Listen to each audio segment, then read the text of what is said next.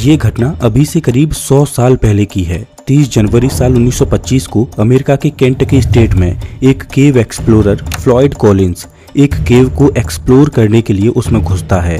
इस केव का रास्ता बहुत छोटा था, इतना छोटा कि कोई भी इंसान सिर्फ क्राउल करके ही इसमें घुस सकता था। केव में बहुत अंधेरा था, तो फ्लॉयड अपने साथ एक लालटेन लेकर आगे बढ़ रहा था। इस केव में आगे बढ़ते बढ़ते फ्लॉयड एक ऐसे पॉइंट पर पहुंचा जिसको पार करना हर किसी के बस की बात नहीं थी, क्योंकि आगे रास्ता इतना सकरा हो चुका था जिसमें घुसना आसान नहीं था। इस केव में जो लोग आते वो इस पॉइंट पर आकर वापस लौट जाते। इस वजह से इस पॉइंट का नाम टर्न अराउंड पड़ा। केव में आगे जाने के लिए किसी को भी इस 9 इंच के स्क्वीज होल को पार करना था। फ्लॉयड इस केव के आखिरी छोर तक जाना चाहता था, तो फ्लॉयड कुछ इस तरह से होल में प्रवेश करता है और रेंगते हुए आगे बढ़ने की कोशिश करता है। आगे चलकर केव का रास्ता चौड़ा होता जाता है और फ्लॉयड एक क्रिस्टल चैम्बर में पहुंच जाता है। केव का यही वो रूम था जिसको फ्लॉयड ढूंढना चाहता था। इस क्रिस्टल चैम्बर को ढूंढकर फ्लॉयड की खुशी का ठिकाना नहीं था, क्योंकि ये क्रिस्टल चैम्बर फ्लॉयड को माला माल करने वाला था। फ्लॉयड अब वापस बाहर निकलता है और बाहर निकलने के लिए उसे उसी सकरे रास्ते से होकर गुजरना था। फ्लॉयड उस टाइट रास्ते में अपने आप को घसीटते हुए आगे बढ़ रहा था कि तभी फ्लॉयड के हाथ से लालटेन छूटती है और वो टूट जाती है, जिससे केव के अंदर घुप अंधेरा हो जाता है। फ्लॉयड अभी भी जमीन से 55 फीट नीचे एक पतले रास्ते में फंसा हुआ था, लेकिन इस सिचुएशन में भी फ्लॉयड घबराया नहीं, क्योंकि उसने पहले भी इस तरह के अंधेरे रास्तों का सामना किया था। फ्लॉयड धीरे धीरे अपने पैरों की मदद से अपने शरीर को आगे धकेल रहा होता है कि तभी उसके पैर से एक पत्थर उखड़कर उसके पैर पर गिर जाता है। फ्लॉयड उस पत्थर की गिरफ्त से अपने पैर को बाहर निकालने का खूब प्रयास करता है, लेकिन वो पत्थर उस सकरे होल में इस तरह से फिट हो जाता है कि फ्लॉयड के उस पत्थर की पकड़ से छूटने के सारे प्रयास विफल हो जाते हैं। फ्लॉयड अब सहायता के लिए चिल्लाता है, लेकिन जमीन के इतने नीचे से कोई भी फ्लॉयड की आवाज को नहीं सुनता। जिस होल में वो फंसा था वहां से पानी रिस रहा था, जो कि फ्लॉयड के नीचे से बह रहा था, और यहाँ से एक सुनसान और अंधेरी गुफा में फ्लॉयड कॉलिंस की जीवन और मृत्यु के बीच जंग शुरू हो जाती है। दोस्तों, फ्लॉयड कॉलिंस के साथ आगे क्या क्या हुआ ये जानकर आपकी रूह कांप उठेगी। Kentucky cave explorer Floyd Collins has been trapped in Sand Cave. Floyd Collins was another great dramatic story. Collins had been trapped in a Kentucky cave. Collins was negotiating a small cavern tunnel when he was pinned by fallen rocks and debris at 10 a.m. on Friday morning. 1920 के दशक में America में धरती के नीचे सुरंग ढूंढने का तो मानो एक ट्रेंड चला था। लोग अपने अपने खेतों की खुदाई करते और देखते कि कहीं उनके खेत में कोई सुरंग तो नहीं। अगर किसी के खेत में कोई सुरंग निकल आती तो समझो उसकी चांदी हो गई, क्योंकि उस समय में अगर किसी के पास कोई सुरंग होती तो वो जगह एक टूरिस्ट प्लेस बन जाती। सुरंग का मालिक लोगों से अपनी सुरंग दिखाने के लिए पैसे चार्ज करता। जिसकी सुरंग जितनी ज्यादा नेचुरल और सुंदर होती, उस सुरंग को देखने के लिए लोग ज्यादा पैसे देने के लिए तैयार होते। उस समय अमेरिका में ये बिजनेस जोरों शोरों से चल रहा था। एक नौजवान फ्लॉयड कॉलिंस का भी एक सपना था कि उसके पास भी एक सुरंग हो, जिससे उसका कोई इनकम का सोर्स बने और उसके घर की आर्थिक स्थिति कुछ सुधर जाए। फ्लॉयड कॉलिंस और उसके भाई ने मिलकर सुरंग की तलाश करते करते अपने पूरे खेत को ही खोद डाला और किस्मत से उसके खेत में एक सुरंग मिल भी जाती है। फ्लॉयड कॉलिंस लोगों को आमंत्रित करता कि वो उसकी सुरंग को आकर देखें, लेकिन परेशानी ये थी कि फ्लॉयड की सुरंग मेन रोड से कई किलोमीटर अंदर थी और मेन रोड पर पहले से ही बहुत सारी सुरंगें थीं, तो लोग मेन रोड के पास वाली सुरंगों को देखना ज्यादा पसंद कर रहे थे और फ्लॉयड की सुरंग को देखने के लिए कोई नहीं जाता। इस परेशानी से निजात पाने के लिए फ्लॉयड कॉलिंस ने एक तरकीब निकाली कि क्यों ना वो मेन रोड पर मौजूद किसी सुरंग के मालिक के साथ पार्टनरशिप में काम करे। वो एक सुरंग के मालिक से मिलता है और उससे कहता है कि वो उसकी सुरंग का ख्याल रखेगा और जो भी लोग सुरंग देखने आया करेंगे वो उन्हें सुरंग दिखा दिया करेगा। बस इतने काम के लिए उसे मुनाफे में से कुछ टका हिस्सा मिल जाया करे। सुरंग के मालिक को फ्लॉयड का ये सुझाव अच्छा लगा। उसे भी इसमें फायदा दिखा कि अब उसे लोगों को सुरंग दिखाने के लिए अपना समय खर्च नहीं करना पड़ेगा और फ्लॉयड उसकी सुरंग को संभाल लेगा। फ्लॉयड ने सुरंग के मालिक से कहा कि मैं एक बार पूरी सुरंग को देखकर उसका जायजा ले लेता हूँ, जिससे लोगों को सुरंग दिखाने में मुझे कोई दिक्कत ना हो। फ्लॉयड और सुरंग का मालिक ये बात अच्छे से जानते थे कि सुरंग में एक टर्न अराउंड रूम है जहाँ से आगे कोई नहीं जाता उस समय लोग क्रिस्टल केव को देखने के लिए ज्यादा आतुर होते और ज्यादा पैसे भी देते थे। दरअसल क्रिस्टल केव लाइमस्टोन से बनी होती है। ऐसी किसी केव को बनने में हजारों सालों का वक्त लग जाता है। क्रिस्टल केव देखने में बड़ी ही अट्रैक्टिव लगती है। फ्लॉयड एक लालटेन उठाता है और सुरंग को एक्सप्लोर करने के लिए निकल पड़ता है। उसे क्या पता था कि वो जिस सुरंग में जा रहा है वहाँ उसे अपने जीवन की सबसे खतरनाक लड़ाई लड़नी है।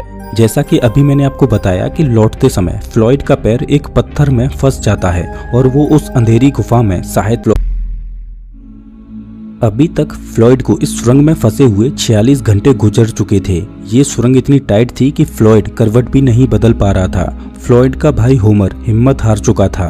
ये गुफा हाईवे के पास थी तो वहाँ बहुत सारे लोगों की भीड़ इकट्ठा होने लगी। लोग फ्लॉयड की मदद तो करना चाहते थे, लेकिन उस स्क्वीज होल को देखकर सब डर जाते और वापस लौट आते। फ्लॉयड को उस सुरंग में फंसे हुए करीब 71 घंटे गुजर चुके थे और उस 9 इंच के स्क्वीज होल में फ्लॉयड के छोटे भाई होमर के अलावा कोई और जाने की हिम्मत नहीं कर रहा था। लेकिन एक रिपोर्टर जो कि सच में एक सरफिरा था, वो फ्लॉयड का इंटरव्यू लेने के लिए इतना ज्यादा उतावला था कि वो उस 9 इंच के स्क्वीज होल को पार करके उन नुकीले पत्थरों को सहते हुए फ्लॉयड के पास पहुंचता है और उसका इंटरव्यू लेता है। वो रिपोर्टर केव से बाहर आता है और इस खबर को अखबार में छापता है। देखते ही देखते ये न्यूज वायरल हो जाती है और ये एक इंटरनेशनल सनसनी खबर बन जाती है और हजारों की संख्या में लोग वहां इस नज़ारे को देखने के लिए इकट्ठे हो गए कि फ्लॉयड कॉलिंस कैसे बाहर निकलेगा। अभी तक फ्लॉयड को उस सुरंग में फंसे हुए 80 घंटे गुजर चुके थे। फ्लॉयड को एक रस्सी के द्वारा खींचने का प्लान बनाया जाता है। उस सुरंग में पुली सिस्टम बनाकर एक रस्सी को फ्लॉयड के शरीर में बांधकर फ्लॉयड को बाहर खींचा जाता है। इधर रस्सी फ्लॉयड के शरीर को बाहर खींच रही थी और चट्टान फ्लॉयड के पैर को छोड़ने के लिए तैयार नहीं थी और बीच में फ्लॉयड दर्द के मारे चिल्ला रहा था। फ्लॉयड ने अपने भाई से कहा कि रस्सी से खींचना बंद करो, नहीं तो वो बीच में से फटकर 2 भागों में टूट जाएगा। और फ्लॉयड को बचाने का ये प्लान भी नाकाम रहा। अभी तक फ्लॉयड को सुरंग में फंसे हुए 100 घंटे से ज्यादा गुजर चुके थे और सुरंग के ऊपर 10,000 लोगों की भीड़ इकट्ठा हो चुकी थी, मानो वहां कोई मेला लग रहा हो। सुरंग में ठंड बहुत ज्यादा थी तो फ्लॉयड को गर्म रखने के लिए वहां एक बल्ब लगा दिया जाता है। समय गुजरता जा रहा था लेकिन फ्लॉयड को बाहर निकालने का कोई भी तरीका नहीं सूझ रहा था और अभी तक फ्लॉयड को वहां फंसे हुए 115 घंटे गुजर जाते हैं। अब फ्लॉयड की हालत बहुत ज्यादा खराब हो चुकी थी। फ्लॉयड को बचाने के लिए एक रेस्क्यू टीम आती है। उस टीम ने लोकेशन का जायजा लिया तो देखा कि हजारों की संख्या में वहां लोग खड़े होकर तमाशा देख रहे हैं और उनके वजन से सुरंग ने कोलैप्स करना शुरू कर दिया है। रेस्क्यू टीम का एक मेंबर फ्लॉयड के पास जाता है, तभी उस सुरंग में से छोटे छोटे पत्थर टूटकर नीचे गिरने लगते हैं तो रेस्क्यू टीम का मेंबर ये देखकर पीछे जाने की कोशिश करता है। अभी तक फ्लॉयड को ये समझ आ चुका था कि अब उसका बच पाना संभव नहीं है, ये सुरंग कभी भी ढह सकती है। फ्लॉयड इस सुरंग में अकेला नहीं मरना चाहता था, इस वजह से फ्लॉयड उस रेस्क्यू टीम के मेंबर से पीने के लिए पानी मांगता है, लेकिन पानी तो फ्लॉयड के नीचे से बहता जा रहा था और इतने दिनों तक फ्लॉयड उसी में से पानी पी रहा था। रेस्क्यू टीम का मेंबर फ्लॉयड की इस चाल को समझ चुका था कि वो उसे भी अपने साथ फंसाना चाहता है तो वो तेजी से उस सुरंग से बाहर निकल जाता है। तभी वो सुरंग कोलैप्स हो जाती है और फ्लॉयड के पास आने जाने का रास्ता बिल्कुल बंद हो जाता है। अभी तक उस स्क्वीज होल के द्वारा फ्लॉयड तक खाना पहुंचाया जा रहा था, लेकिन अब फ्लॉयड से बाहरी दुनिया का संपर्क पूरी तरह से टूट चुका था। अब फ्लॉयड को बचाने के लिए एक नया प्लान बनाया गया। प्लान ये था कि ऊपर से फ्लॉयड तक एक रास्ता बनाया जाए और फ्लॉयड को निकाला जाए, लेकिन सवाल ये था कि सुरंग के ऊपर खोदाई कैसे की जाए। भारी मशीनों से खुदाई करके फ्लॉयड तक पहुंचने का रास्ता जल्दी बनाया जा सकता था, लेकिन मशीनों से खुदाई करने में इस बात का डर था कि कहीं मशीनों के वाइब्रेशन की वजह से पूरी सुरंग फ्लॉयड के ऊपर ही कोलैप्स ना कर जाए। दूसरा प्लान ये था कि हाथों से खुदाई करके फ्लॉयड तक रास्ता बनाया जाए, लेकिन इस प्लान में समय ज्यादा लगने वाला था। लेकिन फाइनली दूसरे प्लान को ही चुना गया।